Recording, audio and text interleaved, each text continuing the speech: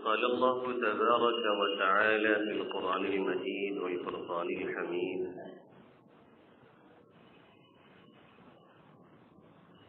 أعوذ بالله من الشيطان الرجيم. بسم الله الرحمن الرحيم. لقد جاءكم رسول من أنفسكم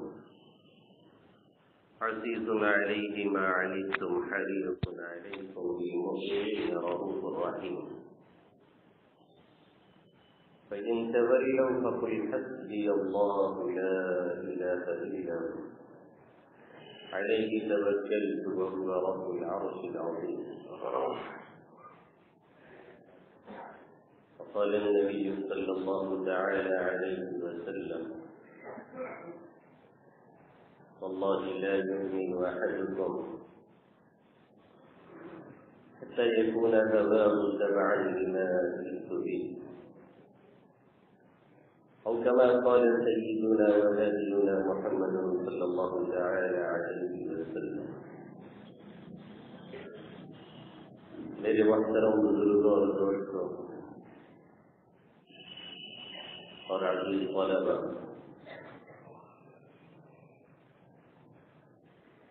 سب سے پہلے ہفتہ میں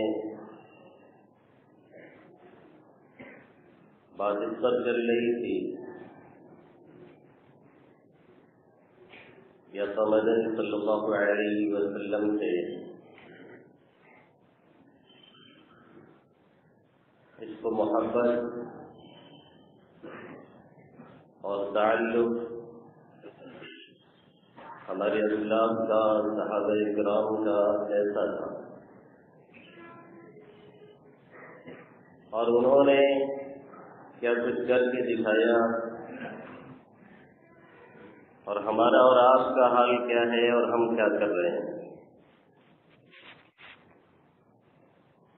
اس واقعات صحابہ کرام رضوان اللہ تعالی علیہم اجمعین کے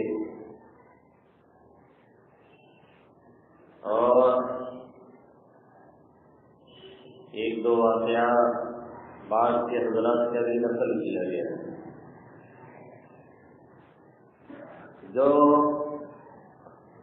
نقوش صحابہ کرام رضوان اللہ تعالی علیہم اجمعین ہیں، تھوڑے ہیں وہ ایسے ہیں کہ انہیں بتایا نہیں جا سکتا ہے، وہ انمت ہے، اور اسی کے ذریعے سے ہمیں اور آپ کو راہ ملتی، لیکن اسی وقت جب کہ ہم اور آپ بھی ان راہوں کو طے کرنے کی ہمت اور صلاحیت پیدا کرنے کی کوشش کریں۔ ایسے ایسے واقعات صحابہ کرام اور اسلاف کے آقا مدنی صلی اللہ علیہ وسلم کی اس کو محبت کے کہ ہماری اور آپ کی عقل بھی سن کر کے دنگ رہ جاتی ہے۔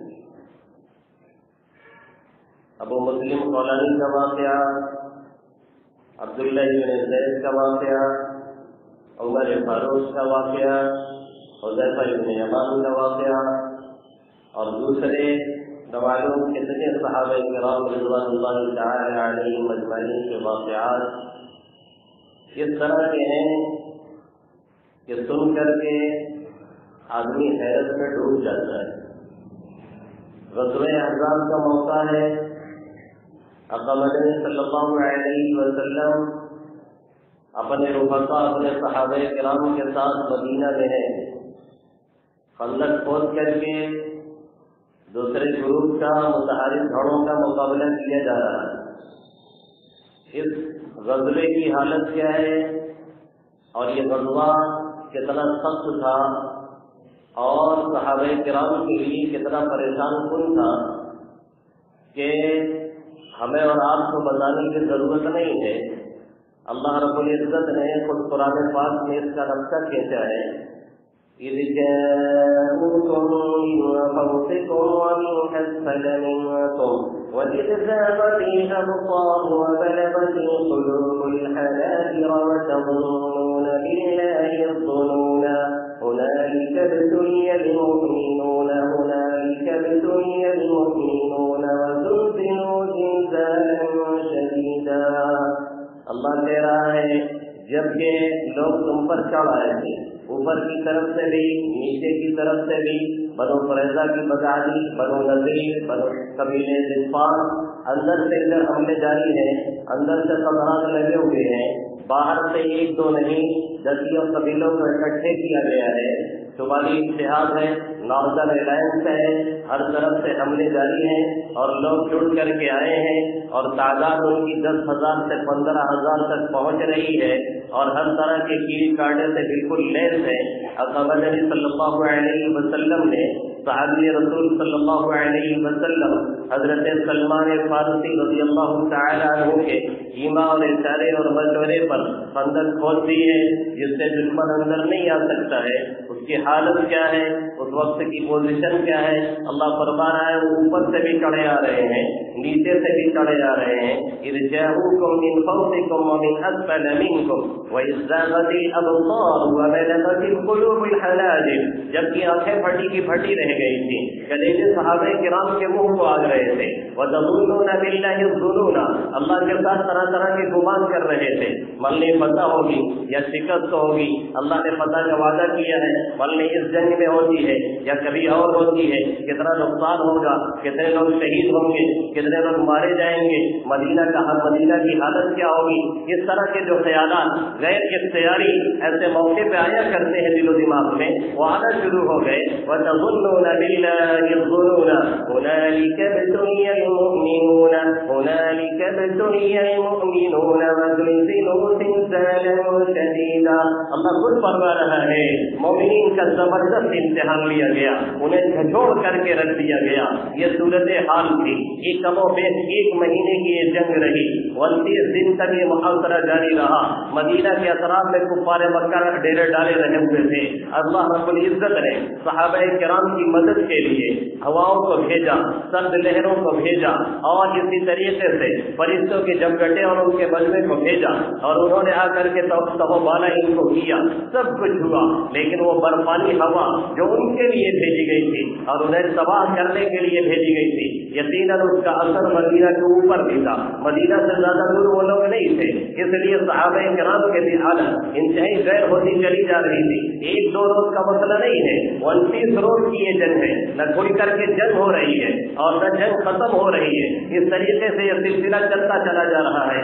لاسٹ میں جب نعیم بن مسعود رضی اللہ تعالیٰ آ کر کے اقامہ نبی صلی اللہ علیہ وسلم کو یہ بتلاتے ہیں کہ اب دشمن کی حالت خراب ہو چکی ہے، اب وہ بھاگنے والا ہے اور ہم نے اپنا گیم کھیل دیا ہے اور وہ کام کر چکا ہے، اس کے لیے ایک لمبی تفصیل ہے، پھر کبھی عرض کیا جائے گا انشاءاللہ تعالی۔ وہ آ کر کے جب خبر دیتے ہیں اقامہ نبی صلی اللہ علیہ وسلم فرماتے ہیں کون ہے جو دشمن کی صفوں میں جائے، کون ہے جو جا کر کے وہاں یہ پتہ لگائے کہ ان کی حالت کیا ہے، اور جو خبر دی گئی اس کے مطابق وہ پہنچے کہاں ہے، اب کتنی دیر وہ رہ سکتے ہیں یا وہ بھاگ کر کے جانے والے ہیں۔ حالت یہ ہے 29 دن کی اس جنگ نے صحابہ کرام کو اتنا توڑ رکھا تھا کہ صحابی رسول فرماتے اقامہ نبی صلی اللہ علیہ وسلم نے فرمایا کون ہے جو جا کر کے پتہ لگا کر کے آئے اور آ کر کے مجھے یہ بتائے کہ ان کی حالت کیا ہے۔ کہتے ہیں کہ یہ حالت ہو چکی تھی کہ اللہ کے حبیب کہہ رہے ہیں جو جائے گا پتہ لگا کے آئے گا میں اس کے لیے جنت کی ضمانت لیتا ہوں، اللہ اسے جنت میں داخل فرمائے گا۔ کوئی صحابی نہیں کھڑا ہوتا ہے، کوئی صحابی اٹھتا نہیں ہے، سب لوگ اتنا چور ہیں، زخموں سے اتنا چور ہیں، حالات سے اتنا پریشان ہو چکے ہیں، کوئی نہیں کھڑا ہو رہا ہے۔ آپ صلی اللہ علیہ وسلم نے نیت باندھی، 2 رکعت نماز پڑھی، اس کے بعد سلام پھیرنے کے بعد آقا کھڑے ہوتے ہیں، پھر فرماتے ہیں کون ہے جو جائے دشمنوں کی صف میں اور وہاں سے پتہ لگا کر کے آئے اور میں اس کے لیے جنت کی ضمانت لیتا ہوں، جنت کا اعلان کرتا ہوں۔ پھر کوئی نہیں کھڑا ہوتا ہے، آقا پھر نیت باندھتے ہیں، پھر 2 رکعت نماز پڑھتے ہیں اور سلام پھیر کر کے پھر پوچھتے ہیں کون ہے جو جائے دشمن کے صف میں اور جا کر کے خبر لے کر کے آئے، اللہ اسے جنت میں داخل کرے۔ پھر کوئی صحابی نہیں کھڑا ہوتا ہے، آقا فرماتے ہیں حذیفہ تم اٹھو اور تم اٹھ کر کے جاؤ۔ حضرت حذیفہ کہتے ہیں جب میرا نام لیا گیا تو اب کوئی چارہ کار نہیں नहीं, चाहते तो कोई उज्र कर देते, चाहते तो कोई बहाना कर देते, चाहते तो कोई इल्लत ढूंढ लेते, चाहते तो ये कह देते कि हमारी भी हालत ऐसी ही जबकि जैसे सबकी हालत है, हम नहीं जा सकते हैं। लेकिन सहाबी रसूल सल्लल्लाहु अलैहि वसल्लम थे, आका की इत्तिबा से, आका की इताअत से, आका के हुक्मों से सरताबी करना ये नामुमकिन था, इम्पॉसिबल था। आका मदनी सल्लल्लाहु अलैहि वसल्लम ने जैसे हजरत हुज़ैफा इब्ने यमान रज़ी अल्लाह तआला अन्हु का नाम लिया, कहते हैं मैं खड़ा हुआ और सर्द हवाओं ने इतना मजबूर कर रखा था कि सब लोग एक जगह मिल करके बैठे हुए थे, सर्दी से ठिठुर रहे थे। मैं खड़ा हुआ, आका मदनी सल्लल्लाहु अलैहि वसल्लम ने मुझे दुआओं से नवाजा, फरमाया अल्लाह तुम्हें सलामत रखे, अल्लाह तुम्हारी हिफाजत फरमाए। मैं जब अंदर से बाहर निकलता हूँ, अंदर बैठे हुए हम लोग ठिठुर रहे थे, आका की दुआ का फायदा ये मिला, जब मैं बाहर निकल के चलना शुरू हुआ तो ऐसा मुझे महसूस हुआ जैसे मैं गर्द हम्माम में चल रहा हूँ। ऐसा लगता है मेरे इर्द गिर्द हीटर चला दिया गया है, गर्मी के साथ पूरा गया, ठंडक का बाहर कोई नामो निशान नहीं। ये आका की दुआ का मौजूदा था, ये आका मदनी सल्लल्लाहु अलैहि वसल्लम की दुआ का असर था कि मैं बाहर निकल के जब चल रहा हूँ, ठंडक का जर्रा बराबर नामो निशान नहीं। हम सब कुछ लेना चाहते हैं लेकिन देने के लिए हम कुछ तैयार नहीं। आका के हुक्मों में जब कुर्बानी देने के लिए हजरत हुज़ैफा इब्ने यमान आगे बढ़ते हैं, कहते हैं मैं ऐसे ही चल रहा हूँ, ऐसा लगता है कि मैं एक गर्म हम्माम में हूँ, हीटर चला दिया गया हर तरफ से। मैं गया और आका मदनी सल्लल्लाहु अलैहि वसल्लम ने फरमाया था हुज़ैफा जाने के बाद वहां से सिर्फ खबर लेकर के आना है, कोई कार्रवाई नहीं करना है, दुश्मन के सब में कुछ और नहीं करना है। मैं जाकर के वहां बैठा जहां अबू सुफियान बैठा हुआ था और अब तक वो ईमान नहीं लाए थे, अभी तक वो कुफार के सरगना थे, अभी तक वो कुफार के कायद थे, अभी तक कुफार की क़यादत उनके हाथों में थी और वही सबको जमा करके लेकर के हमला करने के लिए आए थे। ग़ज़वा अहज़ाब जो लड़ा जा रहा था उन्हीं की क़यादत में किया जा रहा था। हज़रत हुज़ैफा इब्ने यमान फरमाते हैं आका मदनी सल्लल्लाहु अलैहि वसल्लम ने कहा था सिर्फ खबर लेकर के आना है, कोई कार्रवाई नहीं करनी है। मैं जाकर के बैठा वहीं पर जहां अबू सुफियान कुछ लोगों को लेके बैठा हुआ था। मैंने देखा कि सब लोग हालात से परेशान हैं, सब लोग आग ताप रहे हैं और सेक रहे हैं। अबू सुफियान बार बार अपने कपड़े उठा करके अपनी तोल और अपना पेट सेक रहा था। मैंने सोचा कि मौका अच्छा है, तीर और कमान मैंने उठाया और सोचा कि एक तीर लगा करके इसका पेट चीर दूं और किस्सा खत्म हो जाए। फिर मुझे ख्याल आया कि आका मदनी सल्लल्लाहु अलैहि वसल्लम ने कहा था कि वहां जाना और सिर्फ खबर लेकर के आना है, कोई कार्रवाई नहीं करना है। इसलिए मैंने तीर और कमान संभालने के बाद फिर रख दिया और मैं सोचने लगा कि अब क्या हो। उसके बाद अबू सुफियान ने कहा कुछ मशवरा करना है, हर एक बगल वाले को देख ले, कोई दूसरा तो नहीं हमारे सब में बैठा है, कोई दूसरा तो नहीं शामिल हो गया है, कहीं खबर लीक न हो जाए, कहीं कोई जासूसी न कर दे। कहते मैं घबराया, मैं समझ गया कि अब मेरी गिरफ्तारी होगी। ऐसे मौके पे कुछ खेल खेला जाता है, ऐसे मौके पे कुछ गेम खेला जाता है, ऐसे मौके पे कुछ चाल चली जाती है। सब लोग एक दूसरे से पूछना शुरू किए कि आप ये बताइए आप कौन हैं, आप कौन हैं। मैंने ये सोचा कि अगर किसी ने मुझसे ये पूछ लिया कि तुम कौन हो तो मैं क्या जवाब दूंगा। अगर सही जवाब दूंगा तो राज खुल जाएगा और अगर झूठ बोलता हूँ तो सही नहीं है। मैंने ये काम किया कि अपने बगल वाले से लपक करके मैंने हाथ पकड़ा और मैंने कहा तुम कौन हो।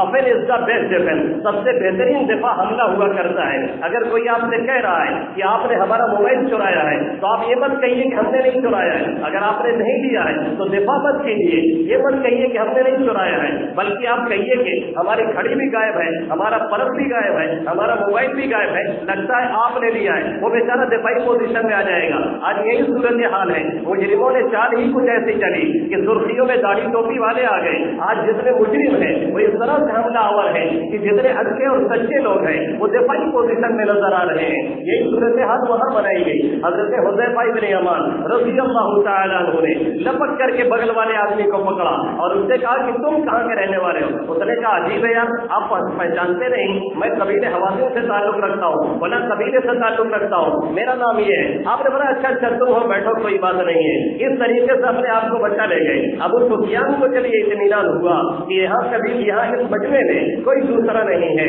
उसने कहा कि बनु कुरैज़ा ने बदहादी की है, उन्होंने हमारा साथ देने से बाद में इनकार कर दिया और साथ देने के लिए आए नहीं। बर्फानी हवाओं का राज चल रहा है, जो कुछ सादो सामान था वो खत्म होने को है। अब यहाँ रुकना किसी तरह से मुनासिब नहीं है। इसलिए मेरा मशवरा ये है कि یہاں سے بھاگ لیا جائے، یہ کہہ کر کے وہ اٹھا اور لشکر میں بھگدڑ بچ گئی، سب لوگ بھاگنا شروع ہو گئے۔ پھر حضرت حذیفہ بن یمان فرماتے ہیں میں وہاں سے اطمینان سے اٹھا اور جب اٹھ کر کے وہاں سے چلنا شروع ہوا، پھر مجھے ایسا محسوس ہوا جیسے گرم حمام کے درمیان میں چل رہا ہوں، مجھے کوئی سردی نہیں لگ رہی ہے، مجھے کوئی ٹھنڈی نہیں لگ رہی ہے۔ ایسے کرتے کرتے پھر میں آقا کے پاس آیا، رات کی تاریکی میں آقا مدنی صلی اللہ علیہ وسلم اپنے رب کے حضور اپنے رب کے حضور عاجزی اور نیازی کر رہے تھے، اللہ سے باتیں کر رہے تھے، یعنی نماز میں مشغول تھے۔ میں نے آ کر کے انتظار کیا، آقا نے جب سلام پھیرا میں نے پورا واقعہ بتایا۔ اس رات کی تاریکی میں محمد عربی صلی اللہ علیہ وسلم اتنا جم کے مسکرائے اور کھلکھلا کے ہنسے کہ آپ کے دندان مبارک بھی رات کی تاریکیوں میں چمکنے لگے۔ اس کے بعد میں نے کہا یہ صورت حال بنی، آقا مدنی صلی اللہ علیہ وسلم نے لشکر میں اعلان فرمایا، اللہ کا شکریہ ادا کیا اور اس کے بعد اپنے قدموں میں مجھے جگہ دی۔ میں گیا تھا، ابھی سویا نہیں تھا، رات کی تاریکی میں گیا تھا، ٹھنڈک کے بیچ میں گیا تھا، آقا نے اپنے قدموں میں مجھے جگہ دی۔ میں نے اپنے آقا کے قدموں میں اپنا سر رکھ کر کے سونا شروع کیا اور یہاں تک سوتا رہا کہ صبح فجر کی اذان ہو گئی۔ اللہ کے حبیب صلی اللہ علیہ وسلم نے فرمایا قم یا نعمان، اے بہت سونے والے اب اٹھ جا، فجر کی اذان ہو رہی ہے۔ صبح کے وقت مجھے جگایا گیا، تب میں اٹھا۔ شاید کوئی مجمع میں سے بول رہا ہو، شاید کوئی یہ کہہ رہا ہو یہ صحابی رسول کا واقعہ ہے، شاید کوئی کہہ رہا ہو یہ تابعی کا واقعہ ہے، شاید کوئی کہہ رہا ہو یہ تابعی کا واقعہ ہے۔ ارے اس دور کا واقعہ سناؤ تو ہم مانیں گے۔ اس دور میں بھی اللہ والوں نے ان کو محبت کے ایسے ایسی داستانیں رقم کی ہے کہ ہم اور آپ سوچ بھی نہیں سکتے ہیں۔ حضرت شبلی رحمت اللہ علیہ جو ایک زبردست بزرگ اپنے وقت کے گزرے ہیں، سکرات کا عالم ہے، موت آنے کو ہے اور زندہ کے عالم میں ہے، چاندنی کا عالم ہے، روح نکلنے کو اور پرواز کرنے کو ہے۔ آپ کو وضو کرایا جا رہا ہے، خادم لوگ وضو کرا رہے ہیں، آپ نے فرمایا وضو کرا دیا جائے، آپ کو وضو کرایا گیا، وضو مکمل ہو گیا اور خلال رہ گیا، انگلیوں میں خلال نہیں کیا گیا، انگلیاں میں ڈال کر کے پھیرا نہیں گیا۔ ہو سکتا ہے کہ کبھی اس میں کچھ خشکی رہ جائے۔ اللہ کے حبیب صلی اللہ علیہ وسلم نے فرمایا خللوا اصابعکم کی لا تخللها نار جہنم، اپنی انگلیوں میں خلال کیا کرو تاکہ اس میں جہنم کی آگ نہ داخل ہونے پائے۔ وہ کیسے؟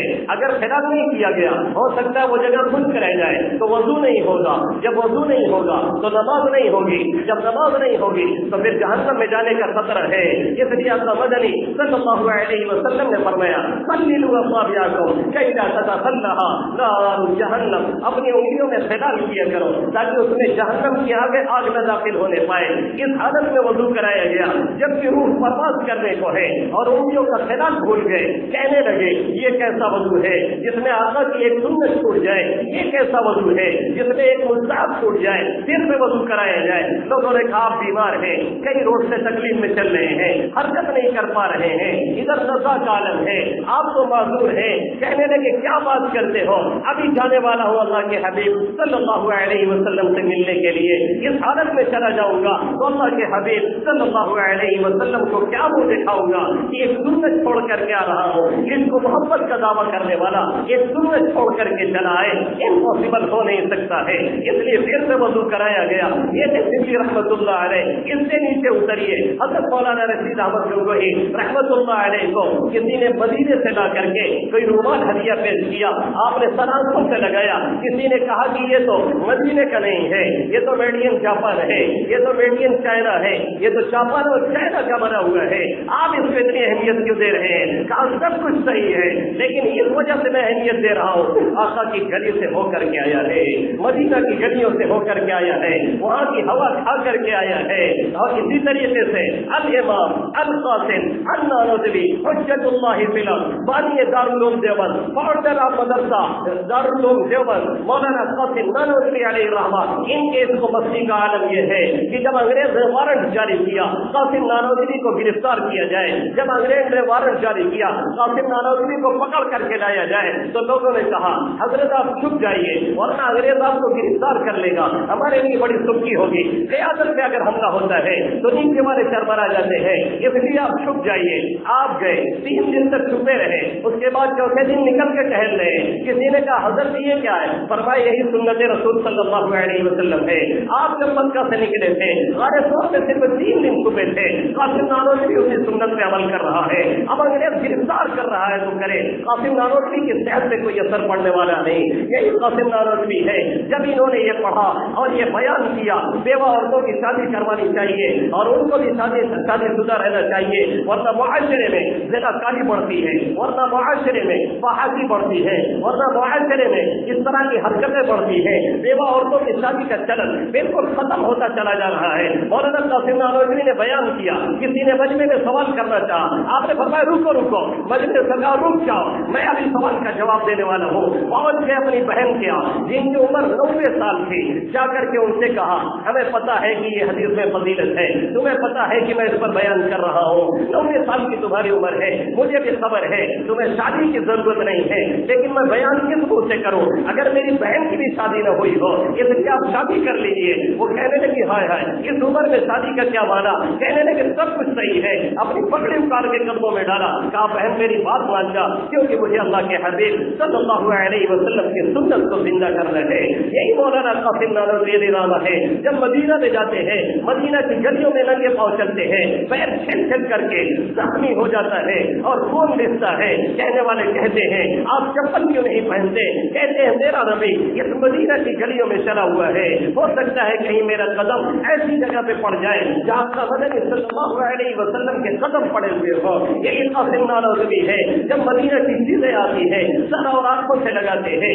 یہی رشید احمد گنگوئی ہے، جب مدینہ کی کھجور آتی ہے اس کی گٹلی کو بھی پیس کر کے صفوف بنا کر کے پھانکتے ہیں، لوگ کہتے ہیں حضرت یہ کیا ہے؟ کہتے ہیں مدینہ سے آئی ہے، اب مدنی صلی اللہ علیہ وسلم کی گلی سے ہو کر کے آئی ہے۔ مولانا حسین احمد مدنی نور اللہ مرقدہ برد اللہ مرجع، جب حج کا قافلہ جاتا اٹھ کر کے بے چین ہو کر کے کہتے عشاق پہنچ رہے ہیں، حاجیوں کو عاشق قرار دیتے تھے اور کہتے تھے کہ عشاق پہنچ رہے ہیں، حسین کو نہیں جانے کو مل رہا ہے۔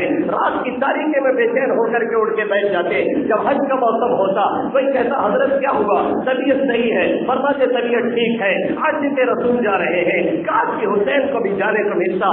یہ عشق تھا، یہ تڑپ تھی، یہ لگن تھی، جس کی وجہ سے اللہ نے قبول فرمایا۔ تو 18 سال لگاتار مسجد نبوی صلی اللہ علیہ وسلم میں بیٹھ کر کے اللہ کے حبیب صلی اللہ علیہ وسلم کی حدیثیں پڑھائی۔ جب تک یہ عشق رہی، جب تک یہ مستی رہی، جب تک یہ گرمی رہی، جب تک یہ محبت رہی، جب تک یہ لگن نہیں، جب تک یہ خمار رہی، تب تک کچھ حاصل ہونے والا نہیں ہے۔